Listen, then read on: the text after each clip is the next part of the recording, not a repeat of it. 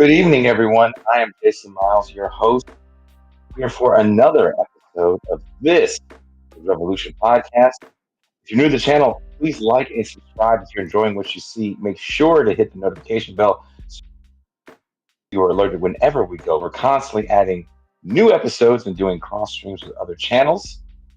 As you can see, I'm not in my usual studio. I'm on location in the San Francisco Bay Area. It is my youngest's birthday, so I'm here to surprise him. That being said, even without the trusted TIR soundboard, great show. Also, this will be a TIR free show. We won't be going to the exclusive champagne room. So if you enjoy what you're seeing on here and you'd like to support, drop a super chat or a super thanks. Share the show with people. That goes a long way. Also, listeners, Apple is offering a subscription service. So if you're enjoying the show and don't want to figure out Patreon, you can have access to the champagne rooms. Not all the past champagne rooms, but I would say like the last month or so, we've put up on this new Apple subscription. And it is as simple as clicking a link. So now that we got that out of the way, let's get right into the topic at hand. Someone says, happy birthday to Mini Jason. Mini Jason would probably be my daughter, and her birthday was Friday. We're going to see. Well, I guess we're going to see Mini Jason as well. But enough with the pleasantries. Let's talk a little bit about the economics of being in a band.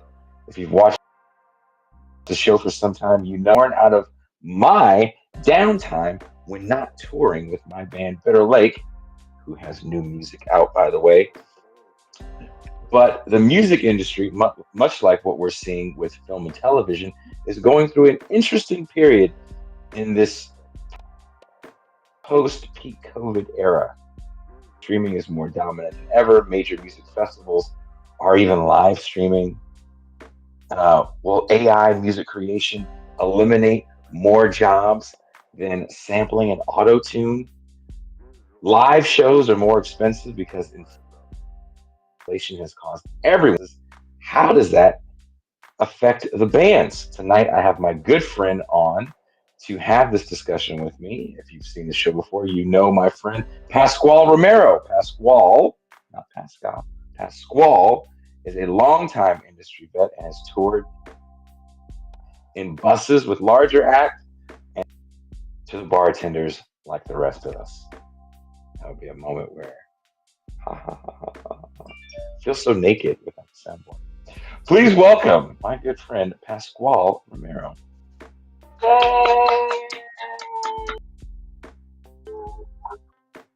Oh, there we are. All right. What's going on? My face looks kind of red, doesn't it? That's weird. All right. It's because you're tan. That's what I just assumed. I just assumed it's summertime and the living ZZ in New Mexico. A little bit. It's been a while. How are you? Good. How have you been, man? Okay. Drove up recently from I guess you would say from San Diego. I did a show last night in San Diego and then drove straight up to here.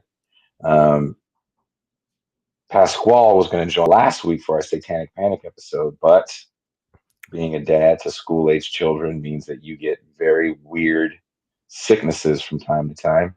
Yep. In the house with snotty kids. Yeah. I spent the last week feeling it, so there's still something up here. Thankfully, it wasn't COVID, but it was. Honestly, it was worse. It felt really like when I didn't get COVID till way late, so it was like a really weak strain. So it was pretty easy. Whatever this was just some nasty head shit. But tested negative. Kids tested negative. Did it a few times. So we're back to cold sucking. Just as much as anything. So. That's weird in this new kind of, we call it post-peak COVID because COVID is definitely still around. It's still taking people out. We actually had another celebrity succumb to COVID with Bray Wyatt. died from COVID complications just last week. Yep. So it's definitely still here. I guess the best way that we can put it here is post-peak COVID. But you missed the Satanic Panic episode, which I'm kind of bummed about. But You know. I love having these shows with you anyway because you've seen. I kind of feel like you're one of those few people that got to see both sides of the industry. That NAR bar band, local band level, and you also got to see a little bit of the oh gosh, I think I made it level, but not really. It looked like I made it from the outside. I guess I'll give them that. Yeah. From the outside, I made it because I might have the trappings of, oh, you have an endorsement, you're rich, or Yeah. you're on a tour bus, you're rich. Yeah. What else is there? Oh, there's a bunch of people there to see you. You're rich. It's like, Yeah. oh man, Yeah. that's so not the case. But real quick, for those that are new to the show, Becker, can you give us a quick rundown of some of the bands that you've been in or been a part of in some capacity? Sure. I've been in tons of them, but kind of the biggest band I was ever in was in the early days of In This Moment. I was in a band called Pathology, performed a lot with Fear Factory. I tour managed bands like Divine Heresy, Intronaut, All Hail the Yeti. And I've been on a lot of big fests, Ozfest, Warp Tour, and just did a lot of time on the road. Had some pretty, big ups and big downs. Were you on Ozfest when it was kind of the metal festival? I guess it would be like what, early aughts? Yeah, this was like, right at the kind of right when metalcore was really taking over. So it was still pretty high energy and there were good bands on it, but it definitely was sort of at that, sort of on the far side of the peak, maybe a year or two past like the real true peak of it. And it was expensive to get on Ozfest, if I'm not mistaken. Yeah. I used to, I mean, for second stage, there were a lot of buy-ons. So it was like probably 75% of the bands that played second stage were buy-ons. There were also third stage, like parking lot stages and stuff. So those, I don't know what those, I think those were sponsored by like MySpace and stuff, but oh, wow. Yeah. In fact, I played the MySpace stage at Warp Tour. That was a little different. It wasn't like the parking lot stage, but it was the little stage. And it was This moment. Not Within This Moment. That was with another band called Nothing Less, which was sort of a hardcore punk band, I guess you'd say. But yeah, that was that one wasn't a buy-on, but Ozfest it was full of buy-ons for sure. It was. I don't know what everyone paid, but there were bands that I think paid upwards of $10,000 to be on that tour. I heard some disgusting numbers of main stage band. Oh yeah, see, I didn't even. I never was privy to that, but I can believe it. That's for sure. So there's somebody named Mr. P that says buy-ons, like they paid to be on the show. Can you explain buy-ons? I think that's one of those things too that a lot of people don't understand. Again, when it goes back to like you're on said festival, you're on said tour. A lot of people buy on, and this goes through any genre of music. They buy on to be part of a tour. Sorry, I'm trying to mess with my light here a little. I just like, I don't know why I'm red, man. I'm not that red. All right. So buy-ons are they were mostly a response to how how music had started devaluing in the 2000s. This isn't to say that there weren't buy-ons before, but they became a really mainstream thing. So typically, like you'd have a tour with like maybe a bit of a bigger headliner, and then they'd have a main support. And then usually, like as you got down the roster, there were bands that actually had to pay to be on the tour. So a band could pay $5,000-$10,000 to basically open for an entire tour, sometimes more. But it just really depends on the tour. And it depends on who's building the tour. So, you're paying into an amount that a promoter has or not a promoter, but an agent has essentially set up, or, certain tours that are, put out by larger corporations, like I'm sure iHeart does it, and Live Nation used to do it. But they would basically, you're basically paying for the privilege of opening up for bands. And for those of us who've been on the ground in the city markets where we were playing live shows at the venues, every week and stuff, it's real similar to kind of how promoters used to have you sell tickets. Like you had to sell 100 tickets to play the show. And of course, nobody could sell that many tickets unless nobody who was selling tickets to play the show could sell that many tickets, because if you could draw like that, you didn't have to sell tickets. And so it was just it's a way to exploit people for sure. I don't agree with it, but the problem is that there's always going to be someone who's willing to do it. And sometimes it can be worth it. I don't mean to say that in defense of it. It's just that, sometimes bands do get on a tour that hits right, and they are able to make their money back. But more often than not, a buy-on is just another massive expense that you're probably not going to recoup. Another thing, I see people that kind of are familiar in the chat. I see people look like they're a little bit familiar with maybe we call it the pay-to-play model. It's really ultimately what it is. Yeah. And most venues in LA, New York, definitely, I know LA does this on the Sunset Strip. Yeah. You have to sell about 25 tickets, 25 to 50 tickets, depending on the size of the venue. Yeah. And how many bands they put on the bill.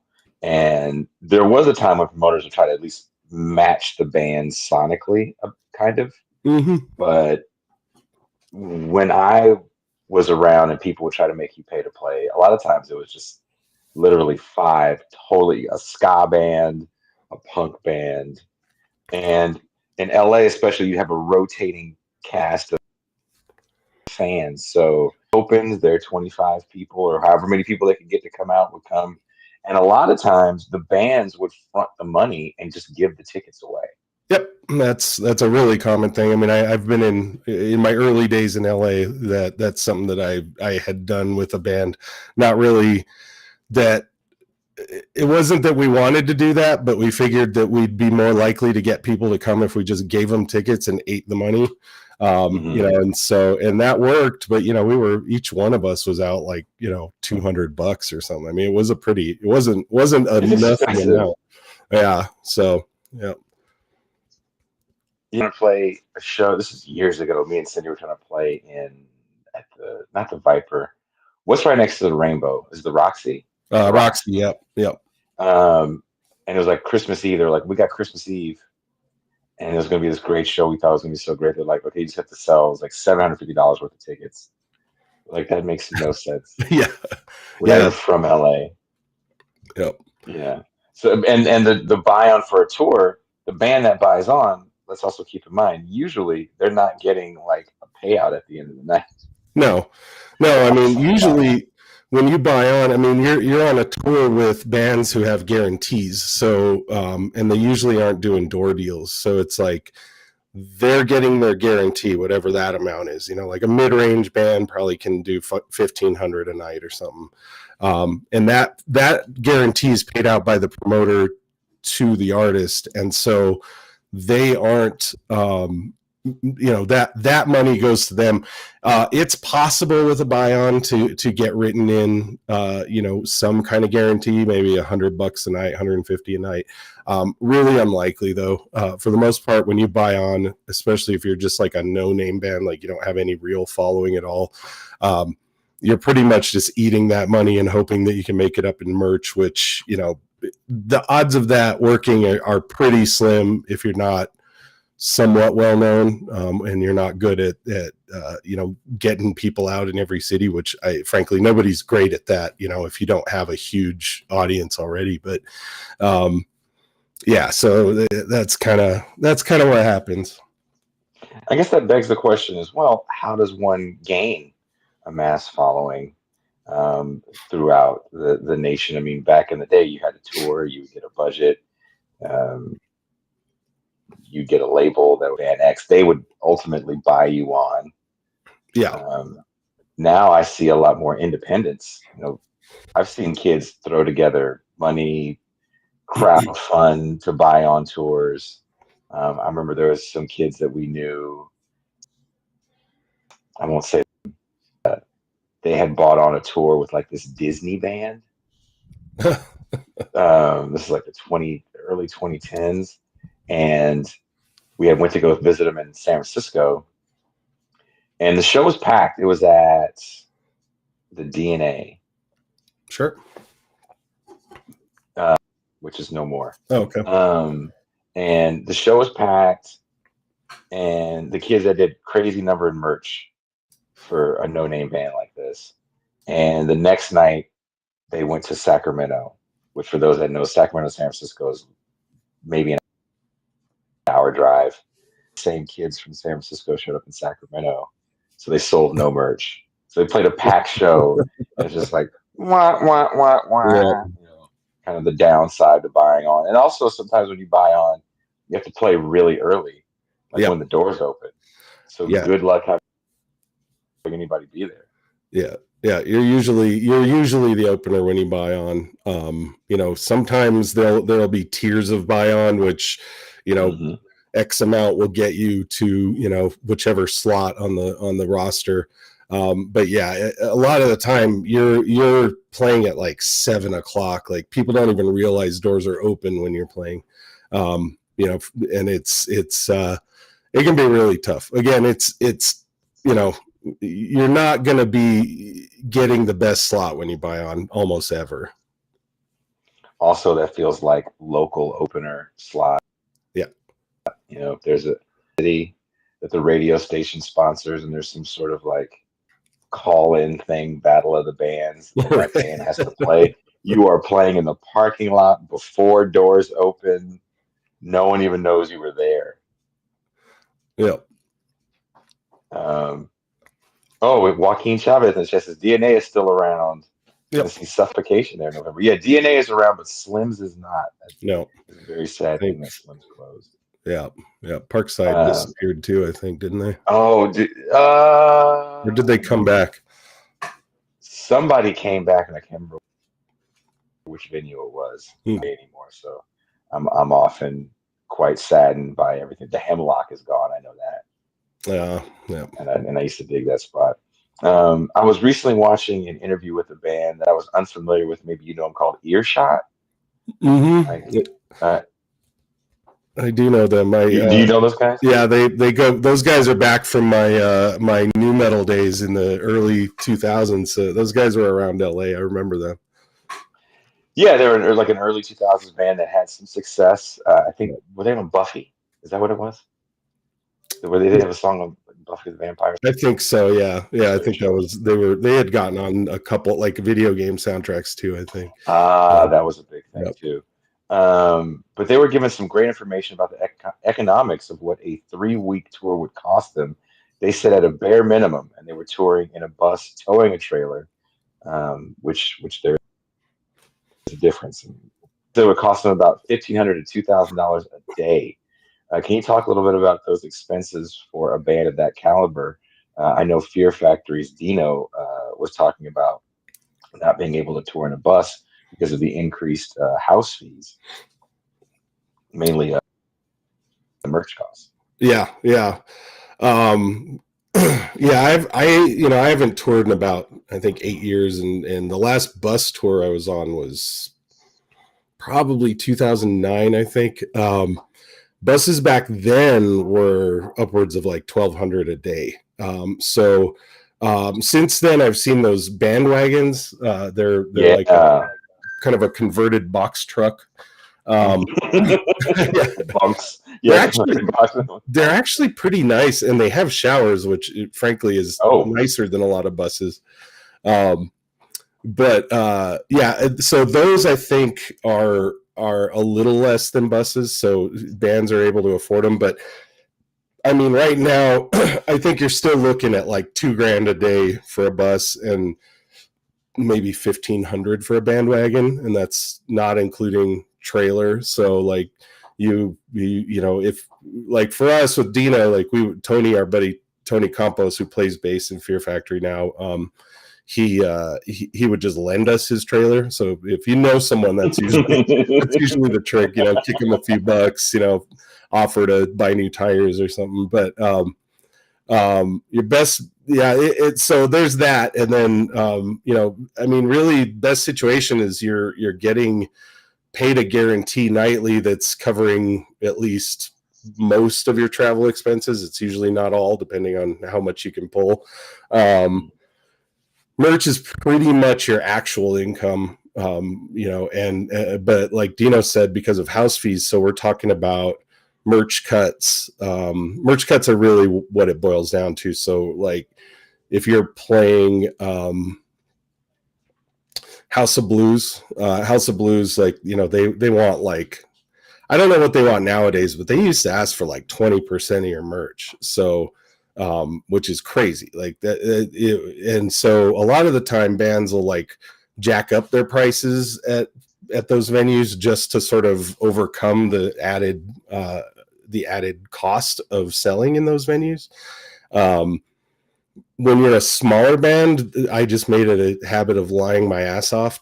How, you know, just, yeah, we only sold 2 shirts. So what are you going to do?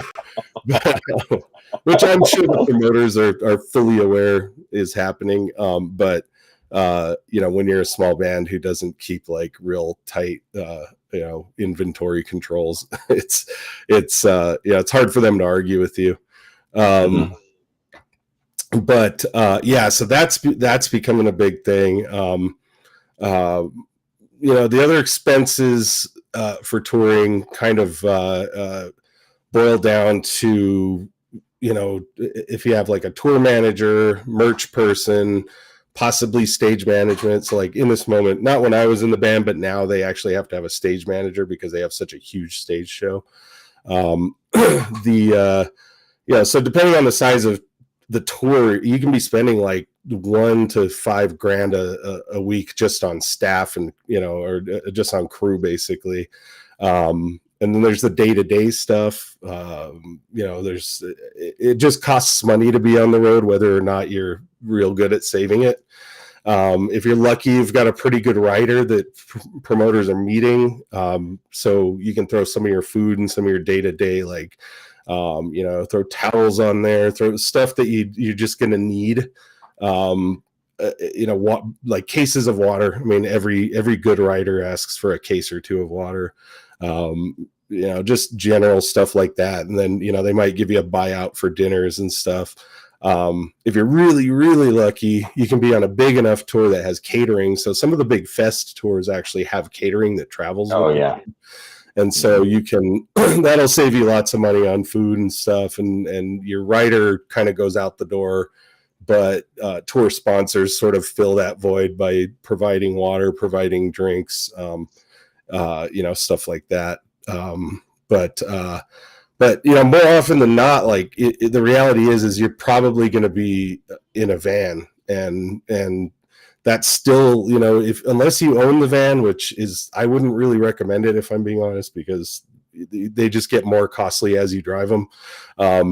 Renting them, you're still going to be paying like $1 grand a week plus gas plus trailer, and you're still going to need to pay a merch person or a driver. I mean, I know you and I have both done it without support, but it can be a pretty miserable experience, especially if you're chasing a tour, you know, if you're chasing a bus, because buses can drive through the night, and you know, you're going to be constantly on the road catching up to buses. So you know, if you have a person who can pull merch and drive a bit, you're looking at another 300 to 500 a week that way.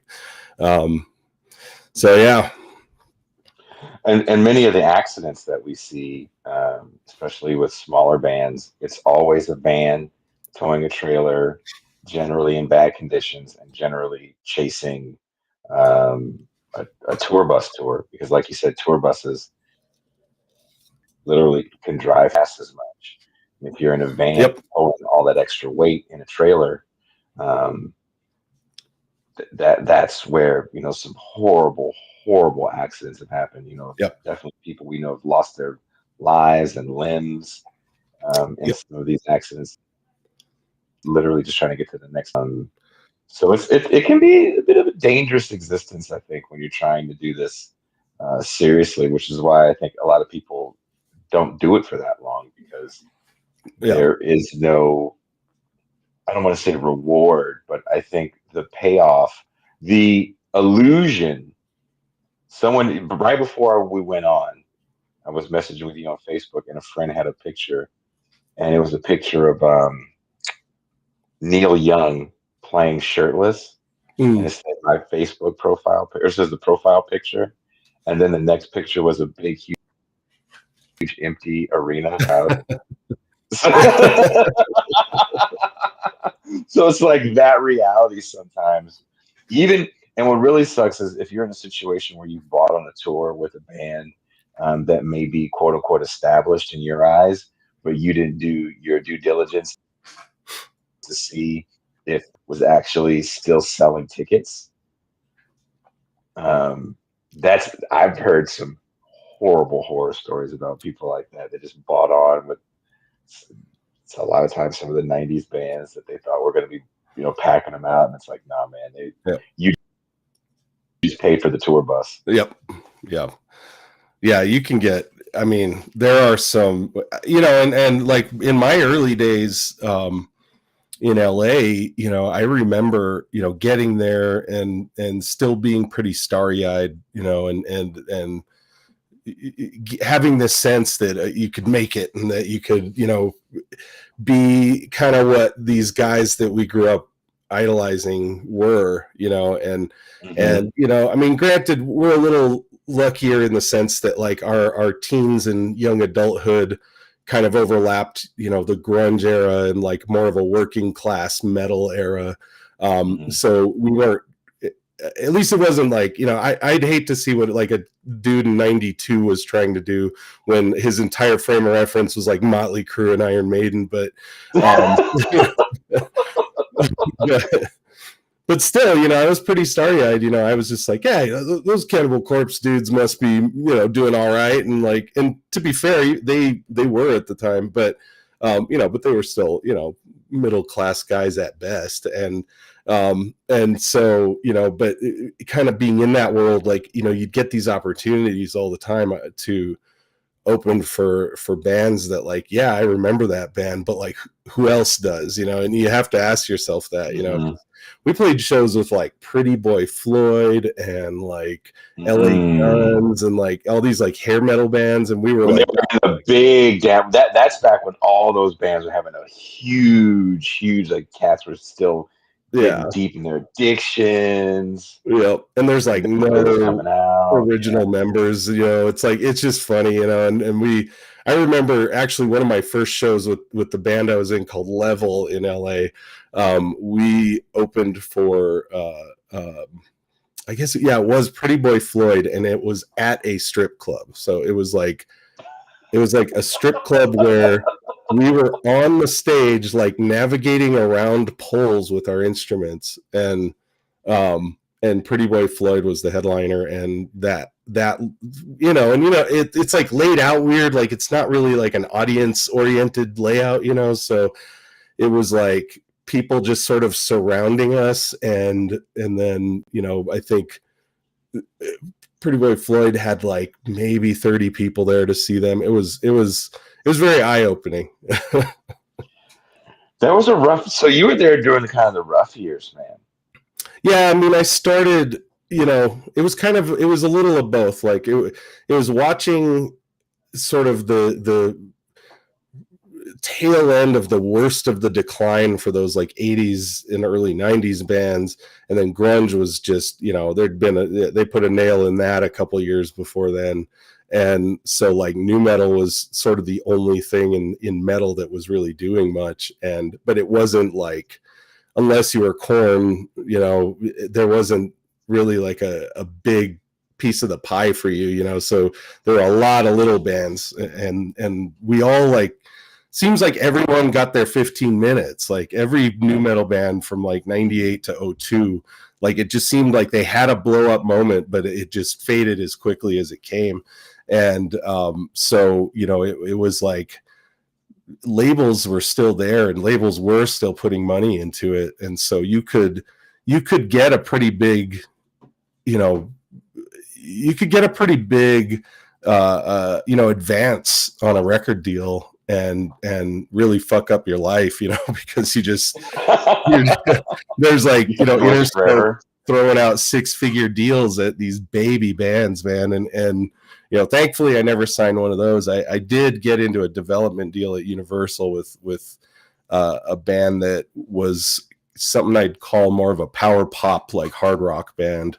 And that deal was set to be pretty big, and they did pay for a lot of stuff, but thankfully their decision to take our female vocalist and turn her into a solo artist actually saved my ass. So I got to like eat up a bunch of time in the studio, like live off of Universal's dime for about 3 months, like just coasting, and then I didn't owe them shit after that. Only and they got like they retained the rights to like 5 of my like most C tier songs I ever wrote. So I'm like, whatever, man, just fucking keep it. It's funny that you say that, because I think another thing people don't think about too much is to do this full time. Yeah. Like, I'm gonna sit down, write songs. That is literally my job. I'm gonna record said songs, literally my job, and then we're gonna, you know, tour behind these songs, and this is how we're gonna live. Once you're done with the tour, that's it. The money's not really coming in, and even if you're selling records, you have to sell a really lot of records before you can kind of get that level of residual money.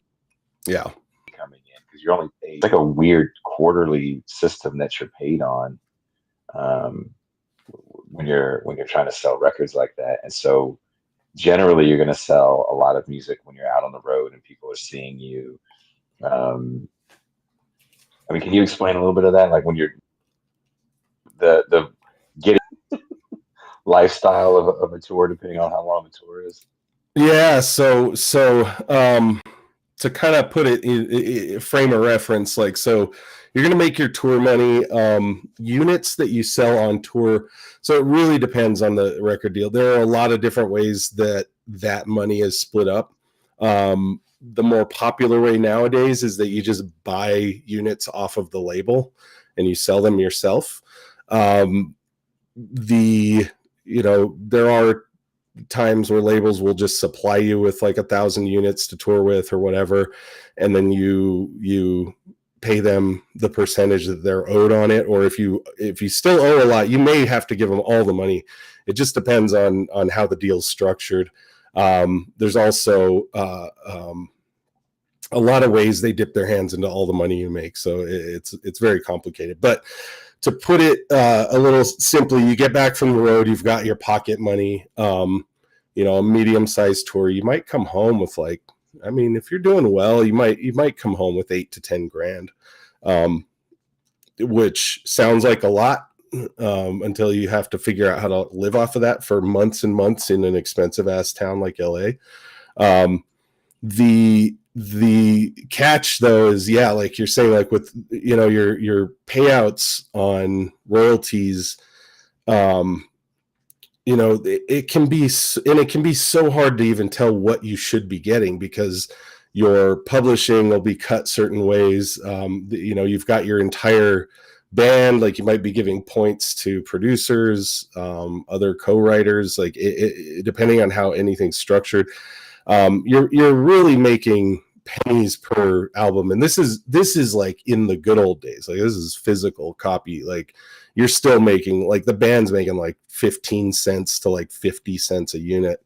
I mean, maybe more. It just, again, greatly depends on how the deal's structured. But let's say you're making $1 a CD, and then you're splitting it 4 ways, and then 5 ways because your manager takes a cut, or it just, again, whoever's got a hand in the pot is going to get their cut, and then you're going to be getting these payouts. Now, so for me, I actually have my publishing set to only pay out when it reaches a certain threshold. So like ASCAP's just holding money until it hits X number, which is because I don't want checks for 75 cents. And so, which, just to give you an idea of like how much it can be a pain in the ass. But I mean, the truth is, like, publishing, like, even at the peak of my career, like, I'd get a few $100, 4 times a year or something. And that's with, relative moderate success. So it's like, it really is not sustainable. Some of the biggest bands I know, I mean, the people in those bands work regular jobs when they're not on tour. And that's how you do it. So, you get home, you've got your pocket money, you try to, be smart with it. If, most musicians aren't, but, if you can be smart with it, just use it to like pay your rent for as many months as you can get by with, or use it to, pay down debt or whatever, because you're still going to have to start earning money some other way, unless you've got, 4 tours a year booked and you are planning on putting an album out every year. And that's, again, you have to have the time to be able to tour that much, rehearse, write that much, Yeah. record that much. Like, when does one have time? Let's just say you do have that level of time. Let's just say, I was talking to a friend of mine who, for a short time, was in the band Under Oath. We definitely was in the band Almost from Under Oath, and him and I had reconnected, and magic of the algorithm, after we reconnect, a video shows up on my YouTube feed of when I was hanging out with him when he was on tour with Under Oath. He was working with him at the time, teching. They're having a conversation that I literally remember on this behind the scenes documentary about how they had went out and made all this money on tour, like a 6-week tour. They made so many hundreds of thousands of dollars, and after all was said and done, they came back with like $1,500 Yep. each, or something like $2,500 each. It wasn't a lot of money. Oh, and, yeah. and there was so many expenses involved, because when you, as you elevate, and again, this is like any genre of music, as you elevate, the stage show has to be more for people to be enthused. If you sell tickets for 1,000-seat room, that's a big stage. Yep. You can't just show up on there with one instrument and riding the lightning. You're going to need some lighting. You're going to need back stuff. That's when you, again, to your point, that's when you start getting a stage, and that's when you start getting a lighting guy, Yeah. a visuals guy. Oh, yeah. All that stuff costs money. All those people have to travel with you. All of those people have to get paid on their days off. So in this same, at the end of it, the band doesn't understand how much money they're getting because they just didn't know. And there's moments where they're fighting with their manager. At the end, their manager, and they showed this on the thing. I was still so shocked they actually showed this. Their management team comes out and reads them a list of their expenses, and you see the singer look for the bottom line. He sees the bottom line. He goes, "I can't be in this meeting. Fuck it," and he throws it away. And the camera's following. He's like, "I just found out I don't have any money." And it's just like, I was like, "Oh my god!" And they had went platinum on the record. Yep. And I think this was the following record, which it actually did some decent numbers. But if you do anything to any level of success, well, now everyone, you included, you sold 1 million, you can sell 2 on this next one. You're going to pump some more money into you. We're going to dig that hole deeper that you can't get out of. But are you familiar with those situations as well? Oh, yeah. Yeah, for sure. I mean, and really it's gotten worse. I mean, because like I was kind of alluding to, there's those 360 deals that labels will put you under, which are like the standard now because music as a product is just devalued. So they want to give you a 360, which is just, and then they'll hold you to like a bunch of, they want you to do like 5 albums now. Jesus I remember Christ. Yeah, it's wild. Like people don't really like get what that means sometimes. Like when I was when I signed to Victory Records in 2009, I had already been pretty experienced, so I knew how to like negotiate that. And the first offer was like a 5 album 360, and my first off, I have some really good friends who were on Victory and had a horrible experience, which was between the Buried and me, and so I knew better than to like get in bed with them without like something crazy. And and it was like the first offer was 5 albums, and I was like, that's ridiculous. Like I would never sign something like that. Our drummer was a real starry-eyed guy. Like he's just like, I just want to hit the death metal lottery, and he looks at it like, any label is just, especially a mainstream label like that, is, the meal ticket that he's looking for. And he was also a guy who didn't have to worry about money. His wife was pretty well off, and he didn't have to work or anything. There's always one band with that guy. Yeah. I was like, dude, I already had a lawyer. I was like, our lawyer will look at this and we'll talk about it, but 5 albums is not a good thing. He thought of it like, well, that means they owe us 5 albums. Like, the fuck they do.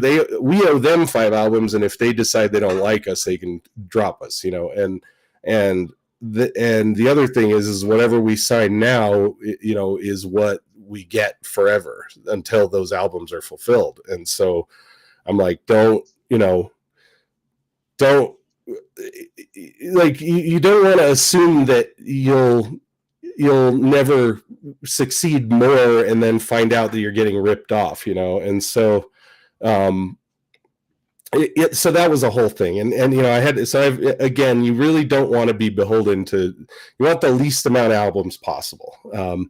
And and then the 360 part of the deal means that it gives them a stake in everything you make. Like, it depends on the wording. I mean, but it could be, everything from just what you make on the road in general to, a lot of them want to provide the merch for you. So you're buying the merch off of the label.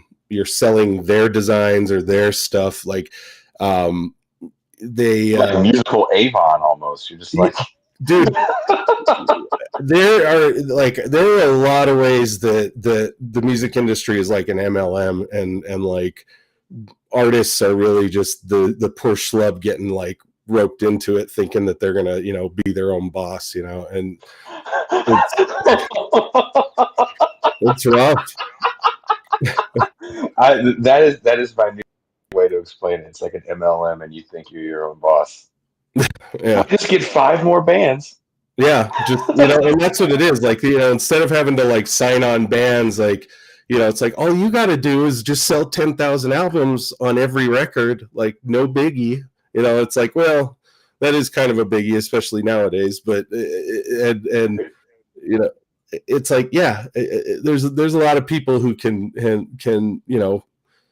there are a few people who can move millions. There are a lot of people who can move maybe 500 to 2,000. And the reality is that, even on a big tour, I mean, again, like, it's not to say, middle of the road bands can't do okay, but like, it's just, again, owing the label everything all the time means that you're going to get home broke like almost every time. And those 360 deals are they're based on the fact that labels have officially, accepted that music as a product is fairly worthless. And they've accepted that goods and branding are how you make money, and they've decided that, well, we'll front you, a little bit of tour support, we'll front you the merch, and then you can just owe us forever. And it's like, we're in the phase of music where, the housing market was in like 2002 with, those balloon mortgages and shit, like just telling people, yeah, you can afford this, you're good, and then a few years down the road, like they come to find out shit's not going to work, and now they owe a bunch of money that they don't have. So it's really, label support to me has just become kind of a moot point. Like, if you can't afford to do it yourself, like, you're not going to be able to afford to be on a label. This gets into my next question, and this right now just reminding me of one of the famous Jason and Pascual conversations at 5 a.m. But I feel like it's nearly impossible for a band or artist to come out of nowhere the way people think that it happens sometimes. Music released each day on Spotify that we could consume in a lifetime. There are still tastemakers in the music industry paying to get on certain curated playlists and show up in discovery. That's when, like, you play a song or an album on Spotify or Pandora or service here, and all of a sudden some new band that you've never heard of before shows up because, oh, if you like this kind of music, then you'd like this. And for Spotify, they don't really have a super high-end algorithm that's listening to the beats per minute and all that. There is no, so it's rock music. Here's another rock band that has the same genre markers in it.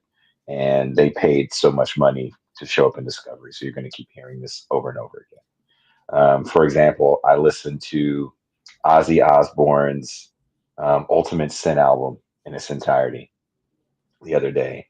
Right, and as it ended, I was writing something for the show, and right as it ended, the new Alice in Chains came on. Now, technically, Yeah. they probably have toured stage. I don't doubt that at all. But Sure. if I'm listening to 1986 Ozzy Osbourne, I don't expect to hear 2023 Alice in Chains. Great song, Sure. great record, Yeah. I was hoping, I don't know, Laz Rocket to come on next. I didn't, I didn't think I was going to hear something new, but you show up in Discovery for a reason. Yeah. But we often hear people complaining about thieving record labels, but record labels still have the power to get you something that is on an era, which is exposure.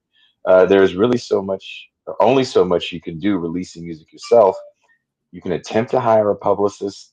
Do you think there's any value in having a record deal, or do you believe you can do it all yourself? I mean, nowadays, it's been a long time since I've been on a label. So 2010 was the last time since I was on a label that I owed anything to. I still do put stuff out on Intelladon Records, but that's a very, very small label that only recoups what they put in. Yeah, it's, I mean, so there is some value. Super indie labels, there are labels that are like, hey, we'll pay to put out some vinyl for you, and you're on your own with touring, and you're on your own with merch, but we can help you maybe finish the record, maybe put it on vinyl. CDs, vinyl really is kind of king for physical media right now. But they'll print some physical, let's just say physical media. So there are small labels that'll like do it like that. Like they're just like, we just want our money back plus, X% on just the units that we make for you. That can be useful. Problem is those labels don't really have a lot of marketing reach. So you're not getting, nobody's getting in stores anymore, really. I mean, it's very few. It's, and it's like Target, but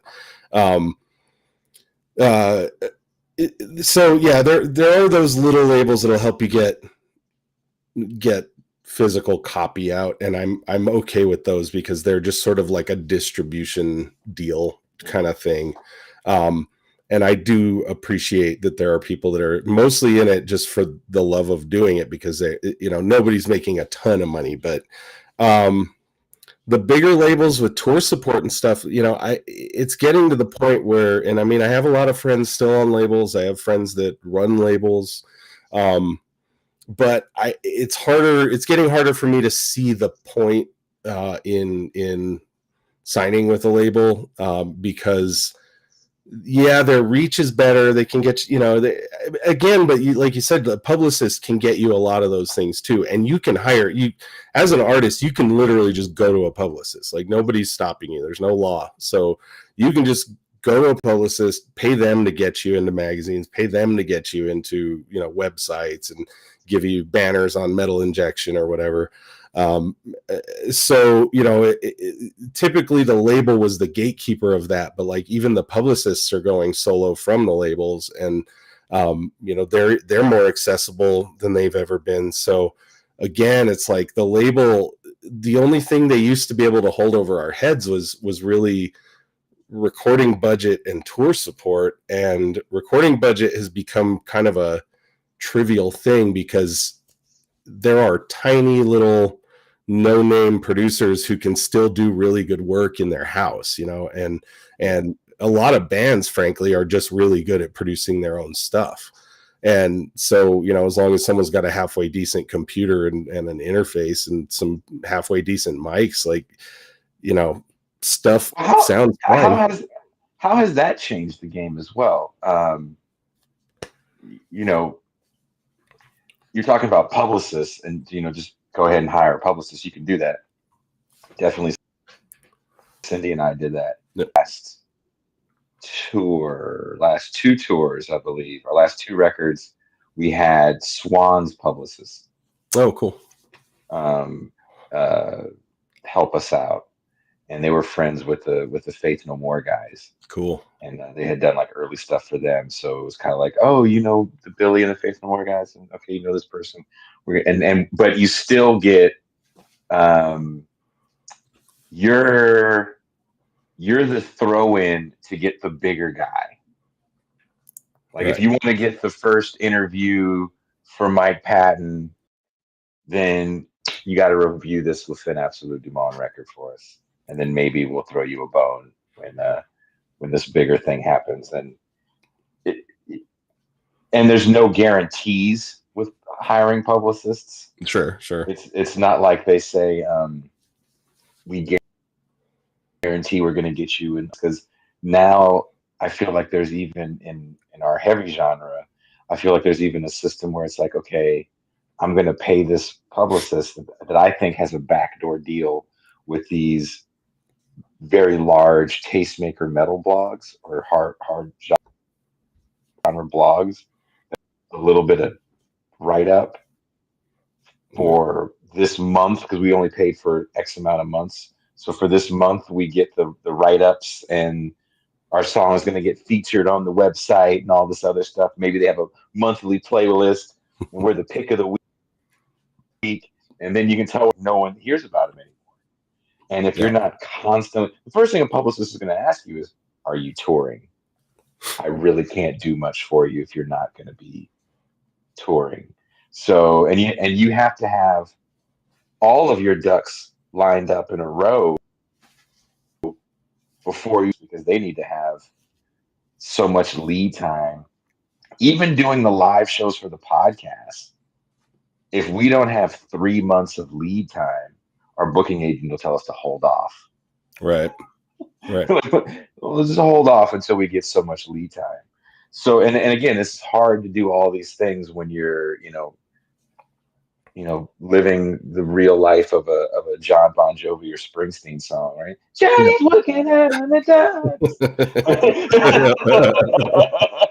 No. Sorry, I'm so squeaky, but the there's I'm not the biggest proponent of labels. I'm more of a, as Toussaint says, Jason's black pillisms, always making things dark. There's just a reality that music is everywhere, and so much is released. It's really hard to get heard, and that's like hip hop to me really understood that early on, I think. Yeah. And those kids were like, F lyricism, F musicality. It's all about drama. Right. Hip hop to me is the patient of kayfabe. But sadly, they're literally killing each other right now, which is Yeah. even Yeah. more crazy. Yep. But it's just all about like those cats sell hardly any tickets Yep. when it comes to like their standalone shows, festivals, hip hop festivals, like that. When it comes to some of these artists, because so much of the drama that they cause, is with under 21s. And if you're under 21, that means you don't buy liquor. If you're selling places that have a bunch of under 21s, that means the end of the night, your numbers do not look as great as you think Yep. they do, even if a bunch of people for the venue and the promoter and all the other people that have a hand in the promotion of live music. Um, so again, it's kind of to me, it's kind of like, how do these up and coming artists? There's always some up and coming artists we hear about, but not as much because 30 years ago, people had Michael Jackson had a shelf life, but Drake doesn't. Yep. Taylor Swift doesn't. Yep. Metallica doesn't. Yep. Metallica just did 2 sold out nights at a football Los Angeles, Yep. almost Yep. 50 years in the game. So where is the new talent coming from? How can one even develop? We killed music programs in school.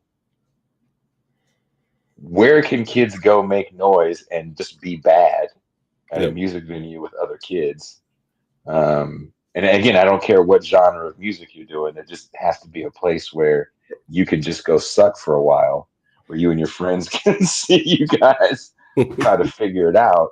And I feel like these places lost during and even before that with the real estate boom. Um, and a lot of the venues that I'm seeing, I can't speak for New Mexico. I haven't been to New Mexico in a long time, but I feel like every place I played there, outside of maybe the not the launch pad, what was the other place in Albuquerque that they Um, own, the smaller one. let's see, where'd you guys play? There were a couple smaller ones that did go away. I think Because Launchpad. Evangelos, yeah, I think like all those spots that we played are like Yeah. gone, which makes me Evangelos sad. is still there, but that's kind of a Santa Fe, kind of a landmark. So that place will probably never go. But Good. but yeah, Compound, yeah, and Blue Phoenix. That's what Joaquin said in chat. Yeah, so yeah, those. I think those were both Joe. This guy Joe Hernandez. I think you were probably booked with him at some point. Sounds so familiar. Yeah, It sounds so familiar. yeah. So his venues have since closed. So, but Compound and Blue Phoenix were definitely two of those. But yeah, so Albuquerque surprisingly didn't get hit super hard. Like somehow they just managed to get by. Part of it, I think, is that like Sunshine and El Rey it's built in their model that they don't have a lot of shows. I'm not exactly sure. There's a guy, Joe Anderson, who I think he owns them, and I think probably using the loans to stay above water, it was enough. So they're back and doing fine. In fact, a new venue opened since 2020 called Revel, which is a huge one. I think it's corporate owned. Nice thing is that tickets don't go through Ticketmaster, so I don't hate them. But That is a beautiful thing. yeah, That's a beautiful thing. it's fine. They're cool. It's great front of house there, actually, if I'm being honest. But around the nation, though, I mean, we lost a lot of the standard establishments of a lot of the cities around the country, and which filtered a lot of stuff into the more corporate ones, which really is not good for the industry. Because it makes it, it's harder to be small when, independent venues stop existing, because corporate venues aren't they don't book on a let's help this band out contingency, so yeah, I mean, that's kind of, I think COVID definitely had a big hand in it, but I also just think it's been a decline for a while because it's so hard. It was already hard before COVID, and since then it's just gotten a little harder. Yeah, I mean, I'm kind of glad I'm not touring like that on that level, trying to find places. It would be, um, but again, it's like, how do people even attempt to get discovered um, when there's so much going on, and it feels like the establishment is like a mighty wall. Yeah. Like, Taylor Swift going to come from, or Beyonce even. I mean, Yeah. again, these are people that have been around 20 years. Yeah, it's wild. I mean, even guys like Bruno Mars are over 10 years in the game. Ed Yeah. Sheeran. And these are the people, when you look at like the music, most of these cats have been around for a while. Yeah. There's no flash in the pan. There's no, where is the hit single dead? The one hit wonder dead in the streaming era? Do they just not exist anymore? And I don't know the answer. I'm asking you. Chat, what do you think? Let me know. Yeah. I think that in a way, the way we conventionally know it, for sure, because the system that was in place to crank one hit wonders out is not there anymore. It was easy for a label to, crank out, a Right Said Fred once in a while, and the problem is that nowadays the ability to capitalize on it is not there the way that the industry wants it to be. So they can't like shit stuff out that they know isn't going to have lasting power, because they know that there's not much to scoop up, and so but then it turns into it turns into internet one hit wonders. So exactly what's on the screen right now. yeah, like, well, and so that's a good example, because like that is, well, and country is still kind of a weird beast that almost exists in a different lane than the rest of the music industry. But it's virality now. Like, so it's not the one hit wonder, like, the radio stations colluding with the labels to, play X song on the hour every hour. There's no more captive audience. It's become more like, I mean, TikTok's a great example. The songs that become popular on TikTok become popular because kids are attaching them to 6-second long videos, and those songs do see pretty good success, but like, I don't know who any of those people are. I know the songs, and the songs get sought out, and the plays on TikTok, I mean, they count. That's publishing. So that, it's weird. Like, that virality is different now. So it's like, there's this, any of those songs, you could probably, you'll hear it and you'll recognize it because you've heard it a million times on some, you'll hear that part of it. Yeah. And Big that T-shirt, Billie Eilish. Right.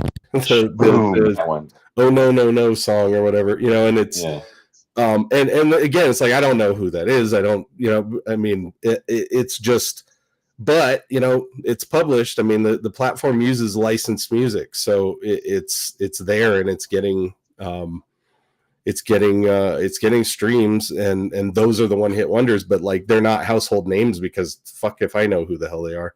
And I think that's just what it is. Like virality has really consumed the one hit wonder. Again, country does live in a slightly different lane because country is first off probably one of the most broadly accepted genres. I don't much like it, but it dominates radio. It's like a Luddite, thing. It's there's just people who still consume it in the way that they used to, and it really is people who are kind of just, it's like people that don't listen to music. It's people who don't really like, I mean, I'm telling you, man, like these are people who like don't like music. It's just gone, and then they hear a lyric they like and they're like, wow, that's real smart, and it's just, I relate to this lyric because, I've got a truck and my boots are muddy or whatever. And it's but it's like, these people couldn't tell you the first thing about, like, how is this song constructed? Like, what does it sound like? I mean, but again, it's like, it almost deserves to be in its own genre of entertainment outside of music, because it's just, cookie cutter. A lot of it, at least, is just cookie cutter nonsense. And, every once in a while you get your Lil Nas X who, penetrates the market in a weird way, but also gets shunned by it pretty quickly by, being gay or whatever. But it's good for him either way. But it's, yeah. So I've got my whole thing about country, and it's its own product. It's its own product. It's its own economy, and I wouldn't even know how to really talk about how mainstream country matters. But I see people mentioning some other country. I'm not saying there's not good country. I'm just saying, mainstream country as we know it is almost a lifestyle brand. Yeah. It's a lifestyle brand. Yeah. It's the soundtrack to your lifestyle brand. Yeah. Much like a lot of certain types of pop music, it's lifestyle branding. Yeah. And country, I think, is winning at that. Yeah. More than anybody else. And I see mentions of country festivals. Yeah. Yeah. And I do see like mentions of Tyler Childers and stuff. And don't get me wrong, like this isn't me shitting on country. There is country I absolutely think is great. I'm a big fan of bluegrass. I like the old stuff. But that old working class country is a whole different thing. This is, I'm really talking very specifically about modern country. Modern country, and these try that in a small town shit, like that stuff. Like that's not, that's not White Buffalo. It's not Tyler Childers, and so yeah, just to put it out there. But yeah, I really think it's its own thing. It's its own market entirely. Aren't you glad you didn't work Stagecoach?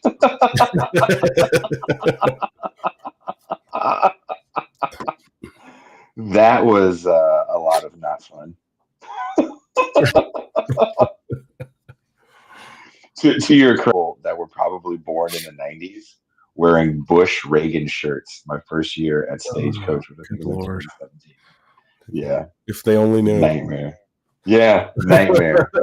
and then I remember all the merch people got really upset because they, creating the merch, thought it was a great idea to make a red hat that said "Make Stagecoach Great Again."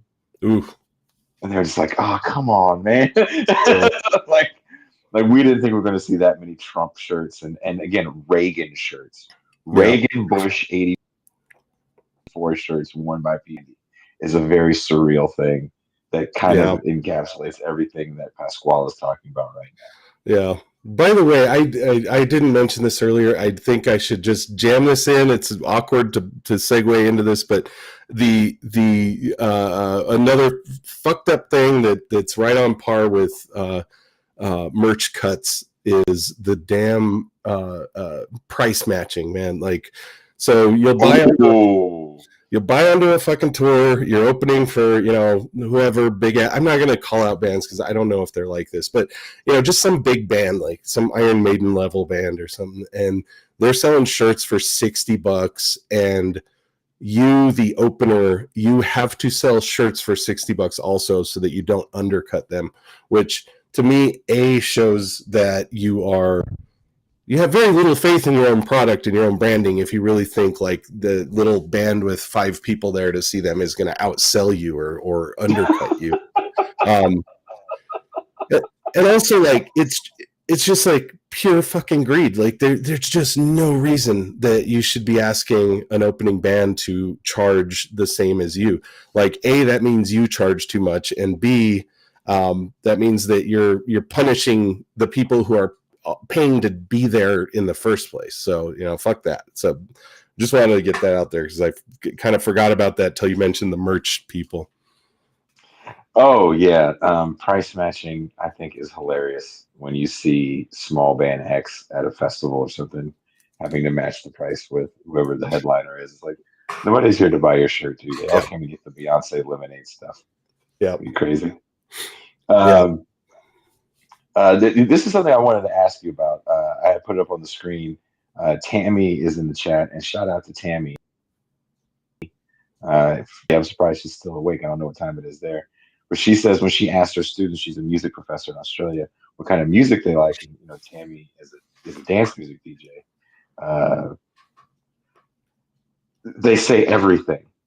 And I feel like that became a standard answer somewhere around the time to put all of our music onto one device.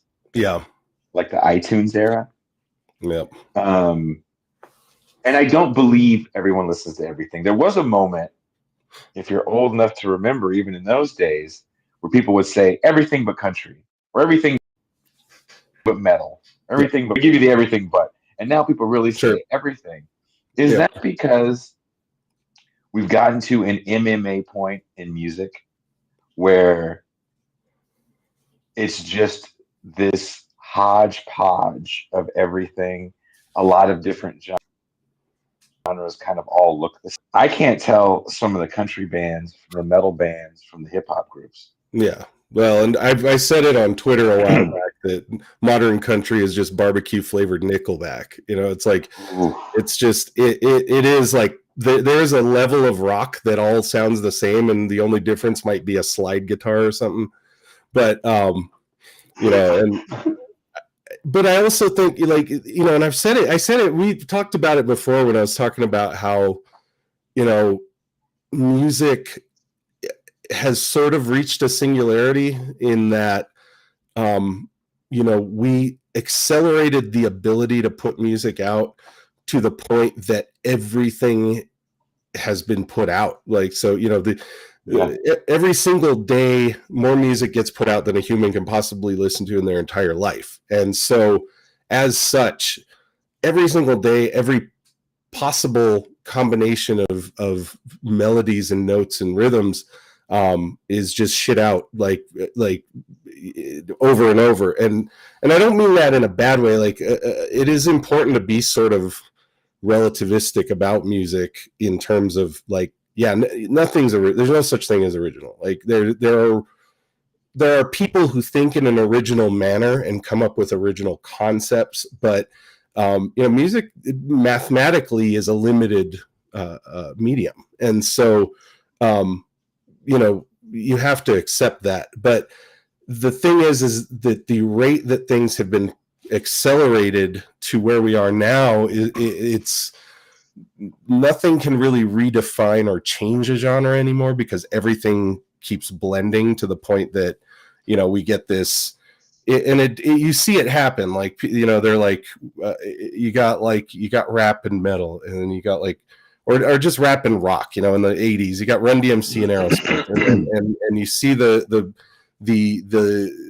the lines are no longer parallel, but they're coming closer to an intersect. And then, you know, Anthrax and Public Enemy, and it crosses. And then all of a sudden the 90s have bands that specifically are that. And then it just turns into this, like, you know, like when you mix paint colors too much, all of a sudden it's just brown, and like there's nothing, you know, unique about it. And you know, and that's, we talked about that on the new metal episode. Like there's a point where it's hard to progress it past that, you know. And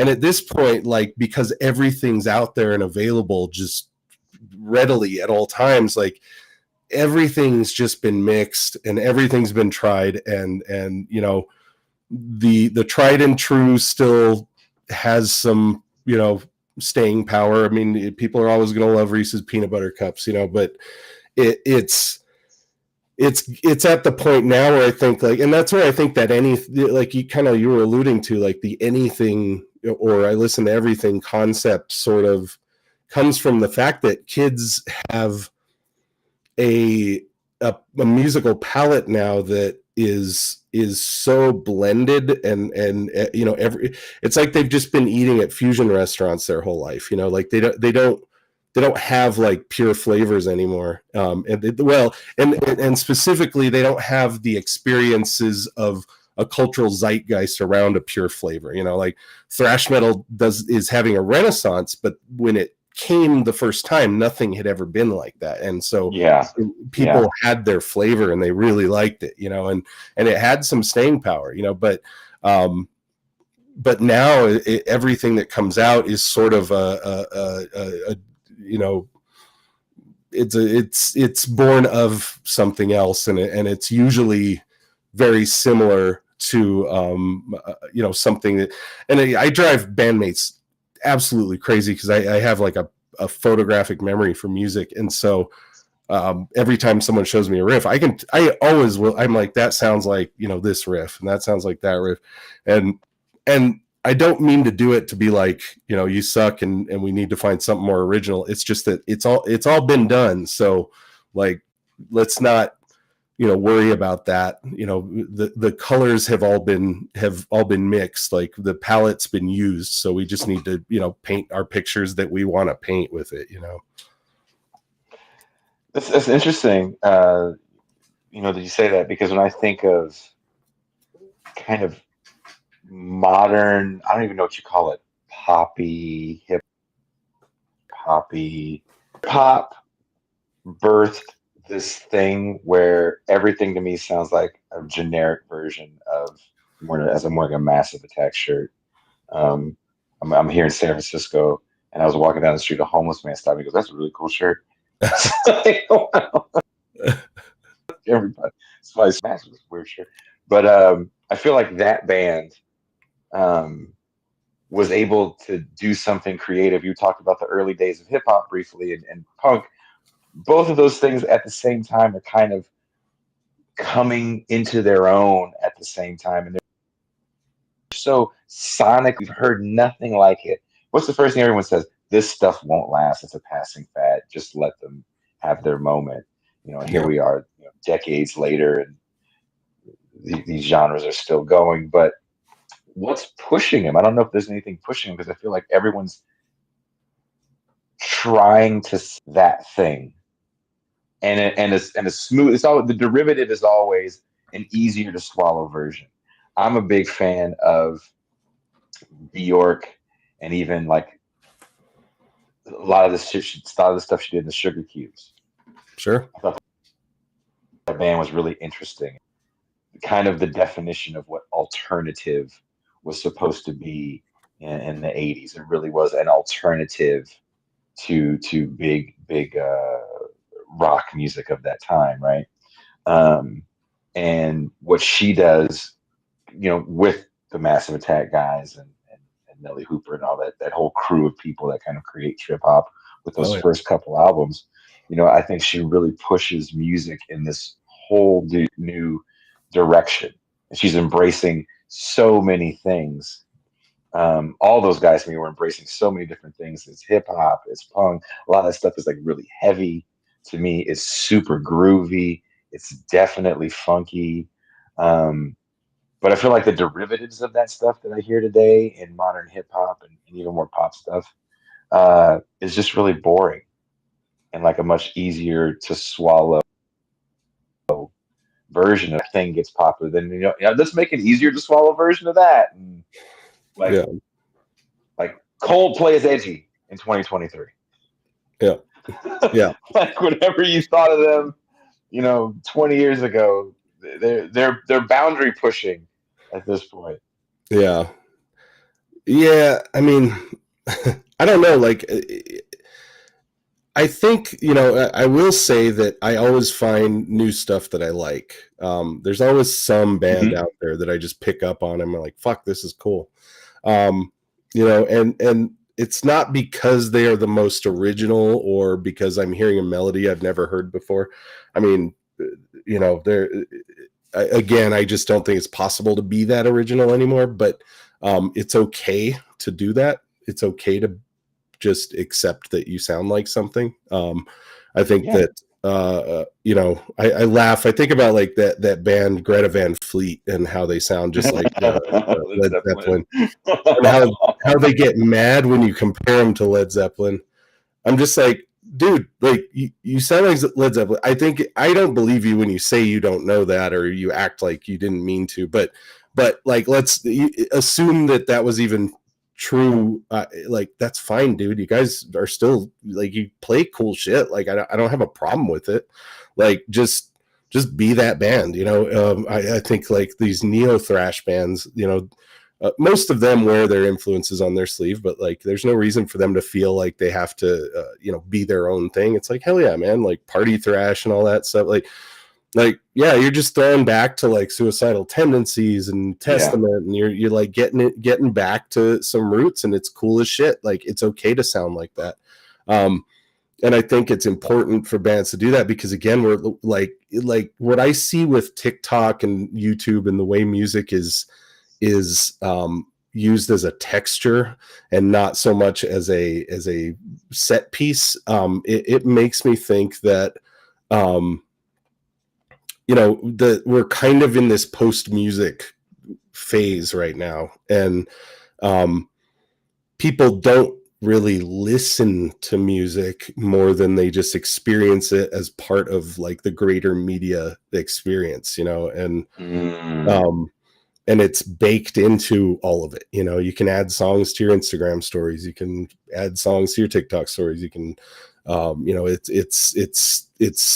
it's becoming a filter that we add to our pictures, um and it's okay. I mean, I'm not really mad about it. I think that it pushes people like us to do more and try more.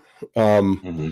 I again, like we haven't even gotten into some of the more AI level stuff, but I think that it's okay to be in a post music world for a little while because I think it'll enable a bit of a renaissance.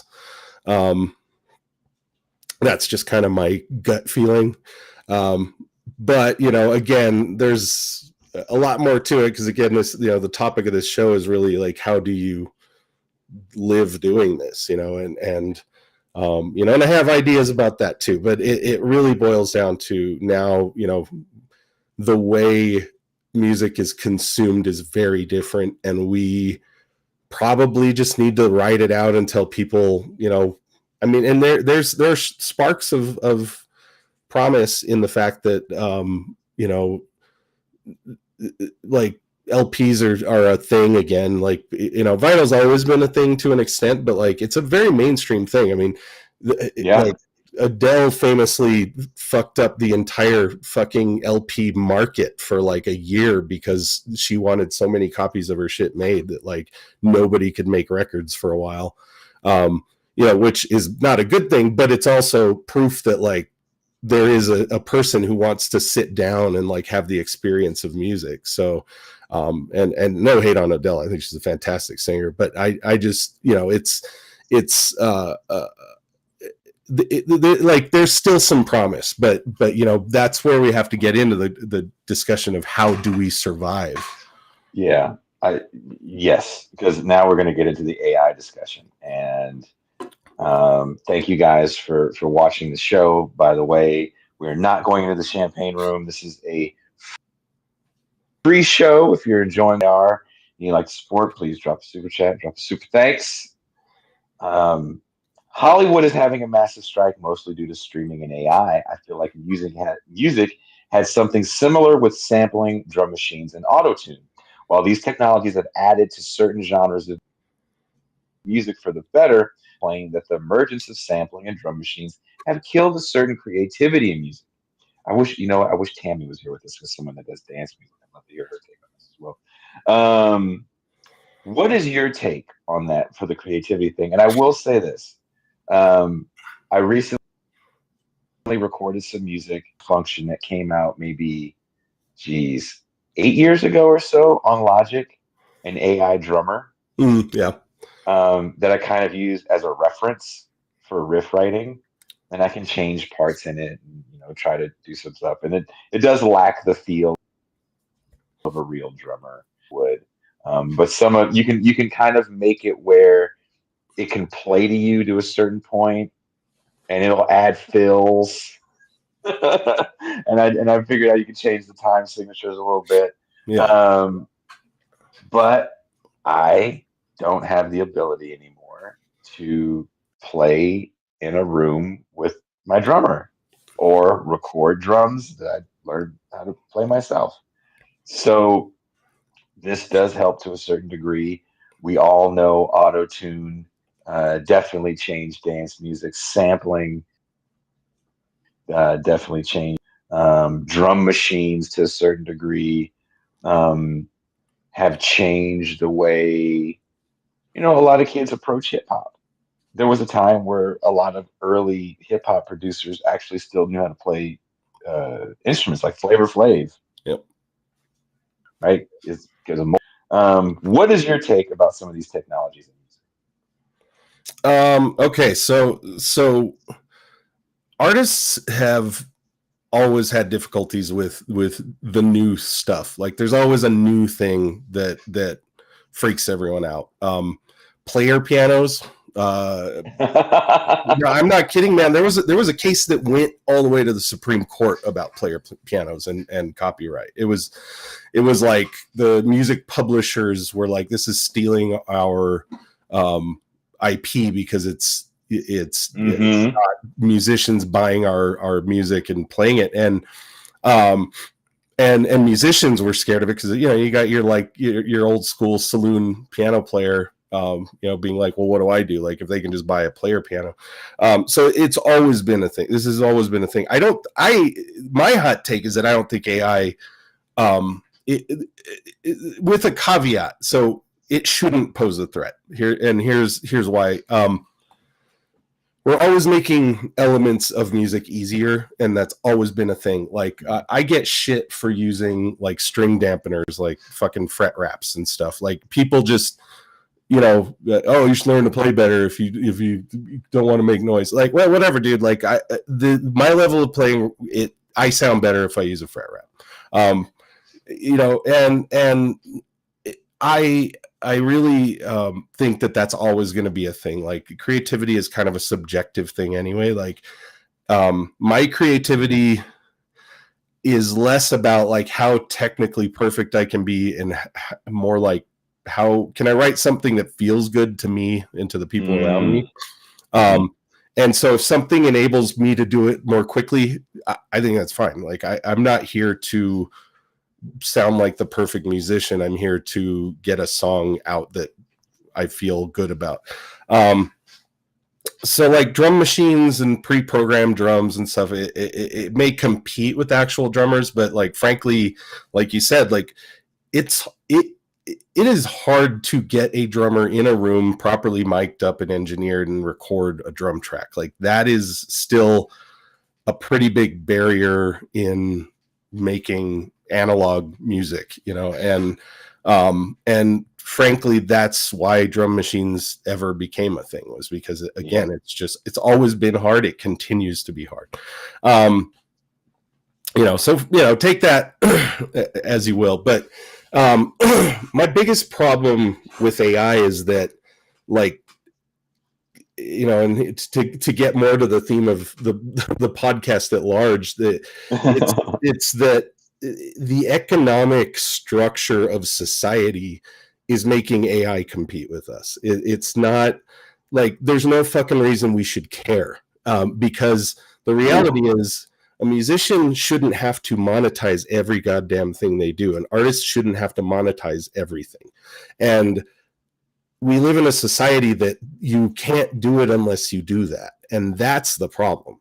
I think that, artists should just be able to live, and they create their music, they create their art. And that's the problem. Like, fuck AI. AI doesn't matter when we live in a society like that. So to me, it's just that I am not scared of AI in the conventional sense, because shit's always going to progress that way.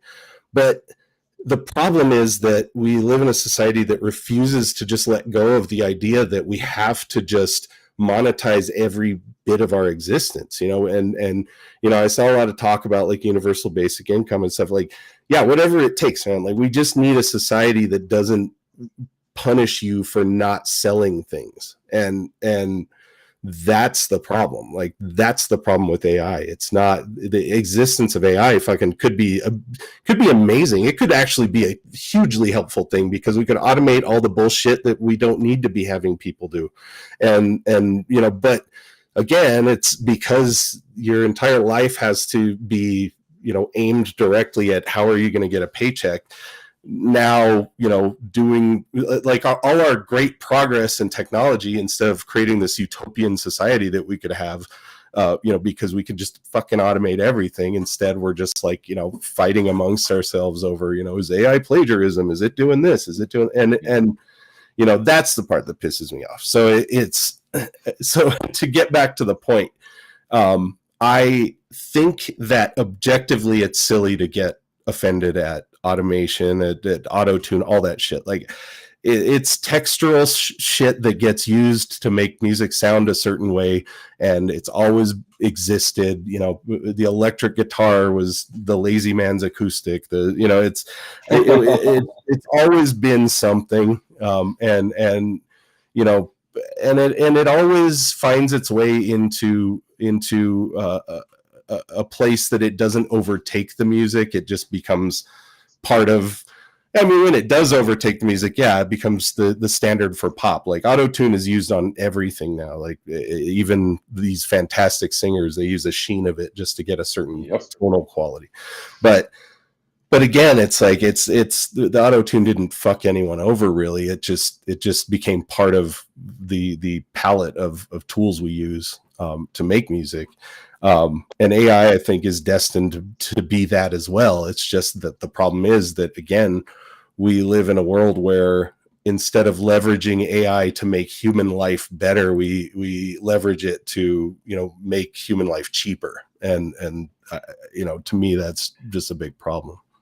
And I think that's also part of capitalism, which ultimately was the theme of the show that I wasn't going to say out loud, right?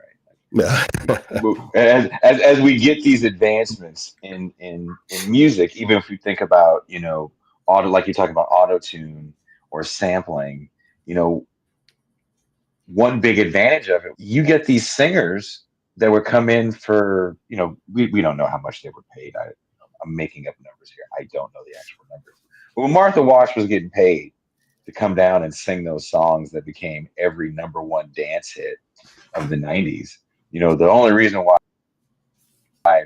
people said they didn't like those songs is because someone made a stink of it. It stopped becoming authentic, and you got mad. Yeah. Everybody was paid. That system could have kept going. Come in here and sing. We'll get an avatar to dance. That had been going on since there's been recorded music. Rock and roll is contrived, right? All this stuff is created, and what I always find interesting about when we talk about what's back to what you said there, because we live in this world where it's like we just found a way to eliminate something that could be a problem and make this more efficient and cheaper. Let's do it. You know, there's a real in recorded music where you could just have everything you wanted in a room. There's the cocaine guy. We got a whole budget for the cocaine guy. He's going to sit there by that engineer. And then here's the arranger guy. And then here's the actual songwriter. And we're good. You know what? Bring in a fifth piccolo player. I want a fifth piccolo on this. And Yeah. and you could have all that in a studio for a very short time. And then as those budgets got bloated, as the people got sucked into their addiction, Yeah. stuff kind of goes away. And it's like, how efficiently can we make this record? Yeah. How quickly can we make this record? Yeah. Yeah. And I think it's, you know, people, and I've said it in previous, you know, music chats we've had, but people often forget that there was a very small window of time where like the true rock star could exist. I mean, we're talking 20 years, and because the you know, early part of the 20th century through the 50s and 60s, you're looking at the A&R eras. Like the artists that are singing the songs aren't the people that wrote them. They're not making shit. The Temptations are touring right now, dude. Like they're not touring because they're feeling nostalgic. They're touring because they don't make shit off of their old songs. And yep. And you know, so it wasn't really until like the singer-songwriter era, and then kind of gave way, you know, the Beatles, like the 60s, like the late 60s through the 70s and the 80s. You had bands that were, you know, fully cranking out everything that they wrote, and to some degree able to own it more than previous generations of musicians. And then by the 90s, it you know, it was already diving. I mean, it had already changed before digital music became a problem. And when I say problem, I mean for the industry. I don't think it's a problem. I think it's a great thing. But it became a problem for an industry that didn't know how to adapt to it. So they spent all their effort, you know, trying to sue teenagers and you know, like you know, it's like they're getting kids in trouble instead of saying, hey, what can we do to adapt to this, you know? And they fought too long. You know, by the time they, you know, spent 7-8 years doing that, streaming services had to take this entirely devalued product to sweep it up into the dustbin and you know, dust it off and just throw it in a, you know, it was trash. Like the product was worthless. And so the only way they could make it worth anything was to bundle it up, you know, into mass consumption level, you know, music. And and the industry just, you know, did not learn, you know, they just didn't, they had their chance to continue to monetize music, but they missed it. And of course we're all suffering for it because it's capitalism. You know, like the rich people are not going to let us, they're not going to let us be protected by their, you know, umbrella of wealth. You know, they're going to pass it right down to us. So it's, you know, we're at the point now where, of course, you know, we're dealing with a completely devalued product. Branding and touring is where the money is, and they're dipping into that now. So, but again, this all goes to my point that like the rock star was a very short-lived period in human history, and it was destined not to last forever because it was, you know, unsustainable, and it's become, you know, a thing where you know, you have the few legacy artists who've managed to, you know, I wouldn't say beat the odds. I think it's just that they colluded with their handlers well enough that they were able to stay relevant to some extent. But you know, and I saw it's in the chat mention of class war. Like class war happens everywhere, and it happens in art, and music is a place where it's constantly happening because we're being attacked by, we're being blamed, and attacked by the top of it, for all the failures, which is, any economic structure that we live in this dystopian hellscape is pretty much that, which is that we've got rich people who want the little people to feel responsible for it, and it's sad, but again, I don't know. I still feel a renaissance coming. I think, again, we just need to, it all boils down to we need to, as a society, get past this idea that we have to monetize every fabric of our being, because we have come so far as a species that we can automate things. We can have automation do the menial tasks, and it lifts it off our plate, and we need to be in a position where we look at it as lifting it off our plate. Like, competing with AI is a fucking construct that was made by, the rich people who stand to profit off of it, and it's the same thing with immigrants taking your jobs and stuff. Like, it's like they want you to be threatened by it, and they want you to, see it as something that it's not. And I mean, again, we could go down that could be a whole other episode. Pascual on here and stuff, but it's, it's just, I don't know, man. I'm tired of it, but I wanted to address that because it is important to keep in mind that at the end of the day, this is all just like the capitalist hellscape, coming to define how we make art and how we experience it. It is. So, in closing, since and I want to thank you for hanging out with me. I do long for the days of hanging out with you in real life. When I complete this kayfabe movie and we start screening it, I'm hoping that you can hook up a screening in Albuquerque. Hell yeah! And we can hang out and watch it. Are you still creating music? Do you miss playing live? Yeah. And where do you go? So let's see. Well, I am still making music. I recently worked with my friend Annie Lynn, who's she's actually like folk and country. So we did something that I would call Tom Petty meets Mazzy Star. Interesting. Which is, yeah, very different for me. I know I kind of like cryptically hinted at it on social media. Totally different thing. We're like, let's fuck around with something weird that's like very different for us. And so that'll be out hopefully sooner than later. It'll be out before the end of the year for sure. And so that's great. Devil's Throne still has material on the burner, so we're looking to hopefully I'm gonna probably be putting a single out pretty soon. So for those who aren't familiar with Devil's Throne, it's blackened doom basically. And your wife. Yeah, and me and my wife and a couple friends of ours, and it's a lot of fun. So hopefully we'll have something out by the end of the year. I was aiming to get something out for Halloween, so we'll see if I make that happen.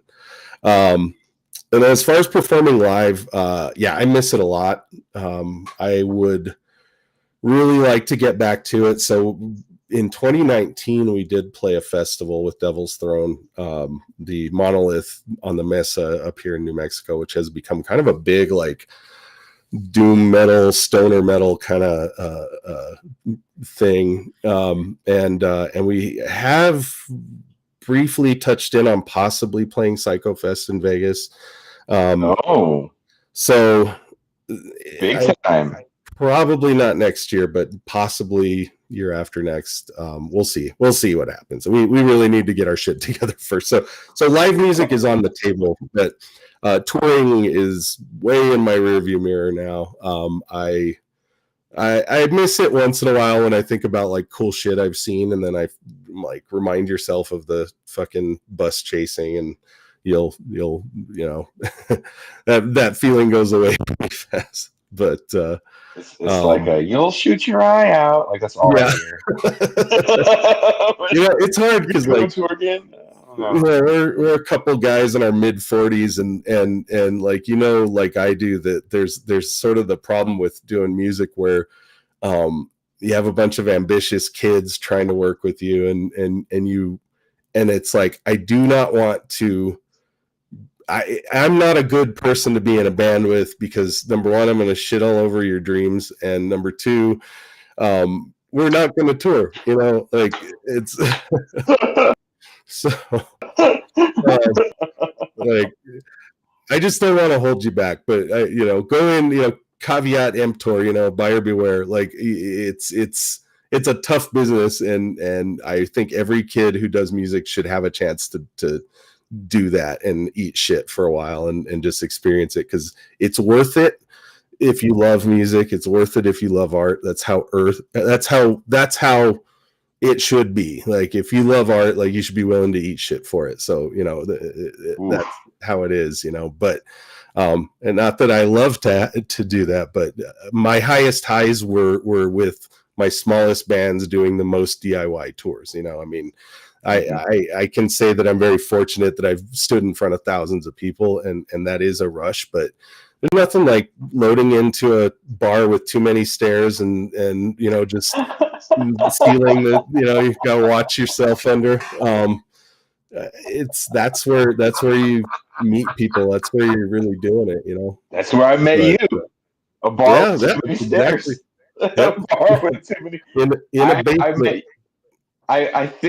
I believe I met you. We started playing, and the bartender called you. She's like, "Oh, you got to hear these guys." Yeah. Yep. And you and a handful of friends came out. Yeah. And we've been friends ever since. Yep. It was a lot of fun. Yeah, and I mean that's where it matters most. In the long run. But yeah. And then to your last point, the industry. I think the industry as we know it.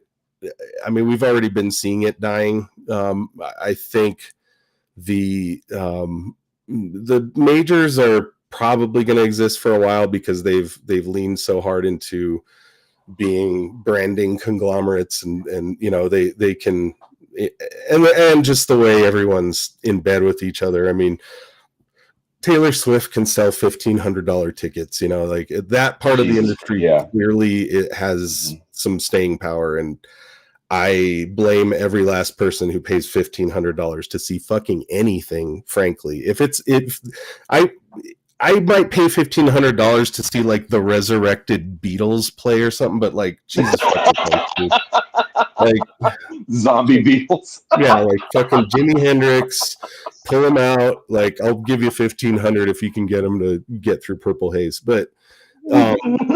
But whatever, man. That part is just there. It's the Amazon of the Amazon is the Amazon of the music world now. But the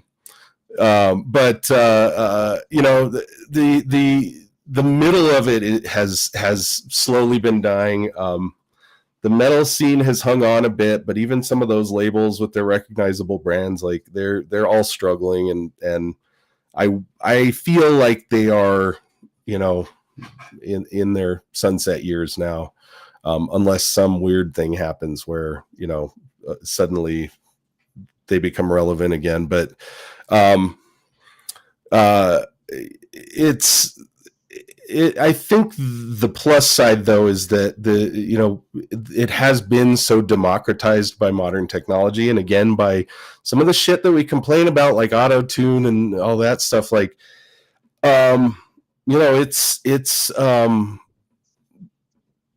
it has helped people make music and release it and distribute it themselves, and I think that's a good thing. And I think the little guy has more power than they ever have.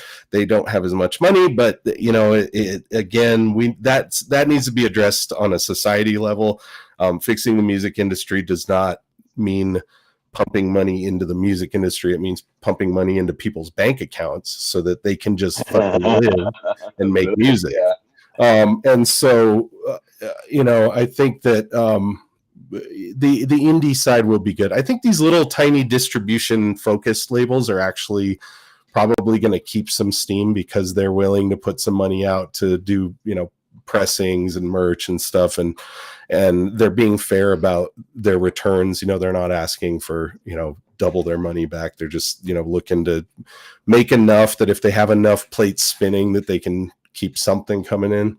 And usually it's just like a guy. Like my buddy Steve and I started a label called Ape Whale Records many years ago, and that was sort of our model. And I think it'll work out. But the I don't know, the middle class of labels is probably going to be gone, but I don't think it's the end of the world. It's just sort of the way things are going. And again, like I said, the industry wasn't really meant to exist. It's sort of it's a byproduct of capitalism and the way we have to monetize everything, so we might just be getting back to the old, bards traveling between towns and bands, can do that. It's just we need to get the people back on board with it. But I don't know. I had another fleeting. Someone asked if what my opinion on Ghost was. Ghost is a touring Broadway show. They are not a band really. So like love or hate them, they're not. I don't think they are in the market that bands really are. But that's a good kind of reminiscent of Kiss, you would say, in that regard. Yeah, like they're kind of in that world, but like to me, I think like they're like it's like Book of Mormon. They're a show, and like every time I've ever listened to that, there's a couple songs that I think are actually pretty great. They got some pretty rad riffs, but they just aren't a band like you think. I think of sitting down and listening to, but I've seen them live, and it actually is a pretty impressive show. But it's a production, that's what it is. So I would never put them in the same arena as a band that's actually out there hustling. They're just a brand, they're a show, they're a performance, and for better or worse, that's how they do things. But I know they make good money because they're headlining some really big venues these days. Jesus. Yeah. Well, thank you very much, Pascual Romero. If you guys want to get at this man, you can find him on Twitter as the Satanic Hispanic.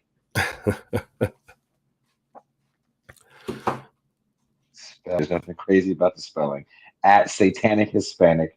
There should be a link in the description to Pascual's Twitter. I put links in this chat for my latest song.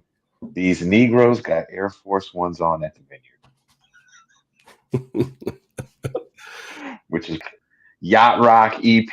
And there's one more song coming, and I won't tell you the title, but it's done. I have to change a few things on the mix. I heard some things on my way up here today, and I was like, oh, I need to turn up the guitars a little bit, turn this thing up in there, and then I'll be done, and it'll be out, and I'll be happy.